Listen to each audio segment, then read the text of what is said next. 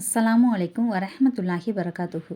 அல்லாஹ்வின் தூதர் ஸல்லல்லாஹு அலைஹி வஸல்லம் அவர்கள் கூறினார்கள், நாளை மறுமை நாளில் அல்லாஹ் தஆலா செல்வ செழிப்புடன் வாழ்ந்த ஒரு செல்வந்தனை எடுத்து நரகத்தில் முக்கி எடுப்பான். பிறகு அந்த செல்வந்தனிடம், உலகத்தில் நீ ஏதேனும் இன்பங்களை அனுபவித்தாயா என்று கேட்பான். அதற்கு அந்த செல்வந்தனோ, நான் எந்த விதமான சுகபோகங்களையும் அனுபவிக்கவே இல்லை என்று கூறுவான். பிறகு மிகவும் வாழ்க்கை முழுவதும் கஷ்டப்பட்ட ஒரு ஏழையை எடுத்து சொர்க்கத்தில் ஒரு முக்கு முக்கி எடுப்பான். இந்த ஏழையிடம் அல்லாஹ் தஆலா கேட்பான், உலகத்தில் நீ ஏதாவது கஷ்டத்தை அனுபவித்தாயா என்று கேட்பான்.